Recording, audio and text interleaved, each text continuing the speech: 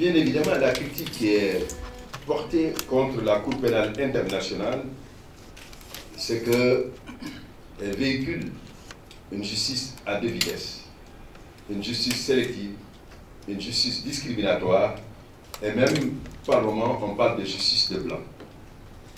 J'ai eu déjà à réfléchir sur cette question. Alors, il y a eu plusieurs débats à travers le monde, et cet ouvrage, c'est la justice universelle en question, justice de blanc contre les autres. C'est un débat qui revient continuellement. Et ce qu'il faudrait retenir quand on dit qu'il y a beaucoup de dossiers africains qui sont devant la Cour pénale internationale, et que ces dossiers ne concernent que des ressortissants africains. C'est une réalité. C'est exact. Mais il faudrait tout simplement dire qu'à ses débuts, ce sont des États africains qui ont choisi de saisir la Cour pénale internationale. Vous savez, une disposition de l'article, qui est l'article 17 du statut de Rome, dit que si un État n'est pas prêt, c'est-à-dire n'est pas en capacité de juger, ou n'a pas la volonté de juger, la Cour pénale internationale peut être compétente. Cela me permet de préciser que la Cour pénale internationale n'est pas directement compétente. C'est une juridiction subsidiaire. C'est une juridiction complémentaire aux juridictions nationales. Si les juridictions nationales fonctionnent, la Cour pénale internationale n'intervient pas. Elle n'intervient que lorsque les juridictions internationales, les juridictions nationales, alors ne fonctionnent pas ou en font la demande. Or, dans le cas d'espèce, toutes les premières affaires qui ont été portées devant la Cour pénale internationale sont des affaires qui sont portées par des États africains. Et la justice étant lente, il va de soi qu'on a estimé que l'examen de ces affaires, leur jugement, finalement, ne se focalise que sur les Africains. Je dois donc pouvoir vous dire qu'il faudrait évidemment que nous ayons une justice internationale qui peut juger l'ensemble des crimes qui se passent à travers le monde, pour que tous les ressortissants des États qui sont dans des théâtres de conflit, que cela puisse répondre de la Cour pénale internationale si un jugement à l'interne n'a pas eu lieu. Et on a parlé d'un certain nombre de grands pays qui sont membres du Conseil de sécurité et qui ne sont pas partis au statut de Rome. Oui, mais faudrait-il dire que cela mette la légitimité de la Cour pénale internationale en cause? Je ne le pense pas. Je pense que ce qui est en cause aujourd'hui, c'est les orientations, donc de la Cour pénale internationale, les poursuites qu'on aurait voulu voir étendues à plusieurs autres pays pour montrer que l'Afrique n'est pas la seule zone géographique dont les ressortissants sont poursuivis. Le procureur poursuit actuellement dans un certain nombre de pays, comme la Colombie, le Honduras, et pratiquement bientôt, un procès portant sur la Géorgie aura lieu en ce qui concerne les crimes qui ont eu lieu en Ossétie du Sud.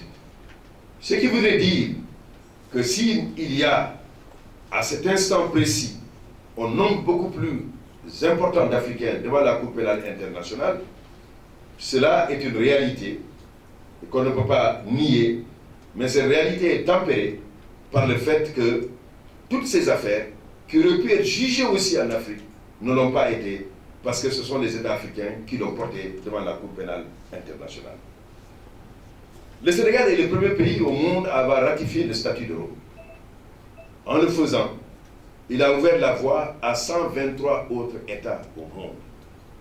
Ce qui voudrait dire que le Sénégal croit, avec l'ensemble des pays qui ont ratifié le statut de Rome, à la nécessité de lutter contre l'impunité, croit à la nécessité de défendre les valeurs de justice, les valeurs de liberté, de manière à ce que la dignité humaine soit préservée en évitant à ce que les crimes internationaux qui heurtent la conscience universelle, que les responsables de ces crimes ne soient pas jugés et que les responsables de ces crimes ne soient pas poursuivis.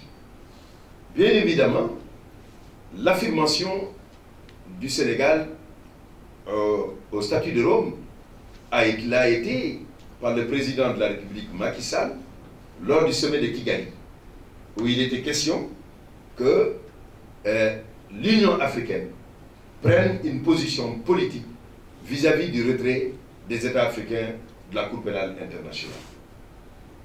Il a eu à exprimer que l'adhésion à la Cour pénale internationale est un acte volontaire. C'est pourquoi, aujourd'hui, le retrait voulu par le Burundi et par l'Afrique du Sud est un acte de souveraineté qui est prévu par le statut, les conditions d'adhésion comme les conditions de retrait. Et cela est prévu aussi par le droit des traités et la Convention de Vienne de 1969 qui définit le cadre dans lequel vous pouvez être dans une convention, dans un traité, dans une charte et aussi les conditions dans lesquelles vous pouvez le quitter.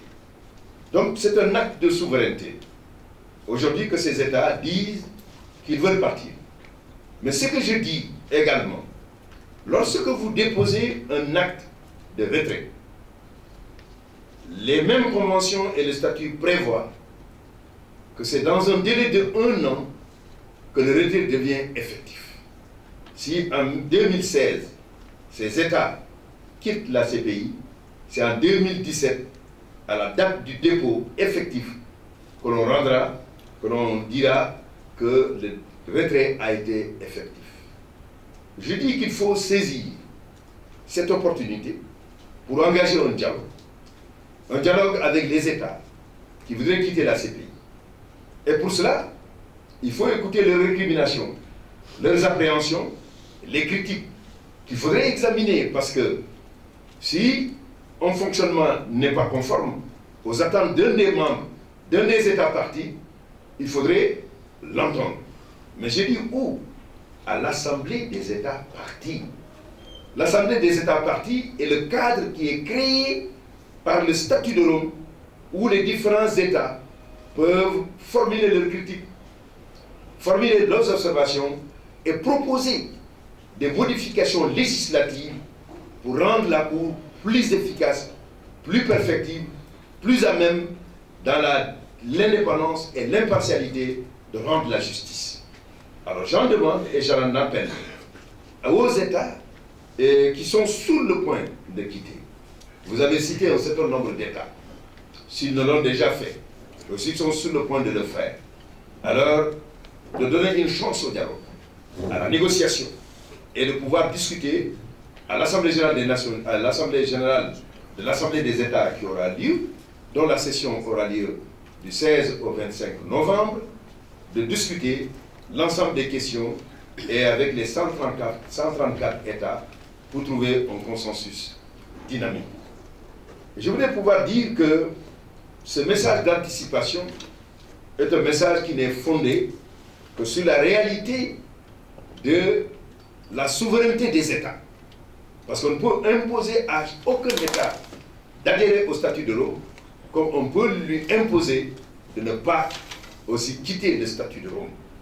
Et c'est sur cette base qu'il faudrait trouver les convergences qui permettent à chacun de se retrouver dans un cadre qui permet de trouver les meilleures solutions à la situation qui est le sujet de leur préoccupation principale. Une autre question est posée en ce qui concerne la crédibilité de la Cour pénale internationale. Moi, je voudrais que l'on distingue deux choses. Il y a les fonctions politiques de la Cour pénale internationale, il y a les fonctions judiciaires. Les fonctions politiques, c'est ce que je porte en tant que président de l'Assemblée des États partis, représentant les 134 États au statut de Rome, portant la parole de ces États, qui est une parole portée sur la prévention des crimes de masse, et leur non-répétition, et la volonté de construire un monde de paix fondé sur la justice et la dignité de chaque être humain. c'est aussi une fonction législative, celle qui permet de modifier les textes, de modifier les règlements de procédure, à même de permettre à la Cour de rendre une justice beaucoup plus efficace. Et c'est celle qui permet aussi de rendre les conditions les meilleures pour les juges qui doivent prêter serment devant moi, en tant que président de l'Assemblée des États parties, de veiller à ce que leurs conditions matérielles et les êtres et les personnes, le staff qui est au niveau du greffe et du secrétariat, qu'ils puissent avoir les meilleurs traitements possibles, dans les meilleures conditions possibles au sein de l'enceinte de la Cour pénale internationale. Mais il y a l'autre fonction, la fonction judiciaire. Celle-là, il faut la préserver. Il faut la préserver de toute ingérence politique. Parce que le politique et le judiciaire cohabitent difficilement. Cette fonction judiciaire doit être préservée. C'est-à-dire préserver l'indépendance, l'intégrité et l'impartialité de la Cour. Et qui doit, à travers ces hommes et les femmes qui la servent, ne pas du tout remettre en question les principes qui ne sont rien d'autre, les principes de droit, les principes de la règle de droit.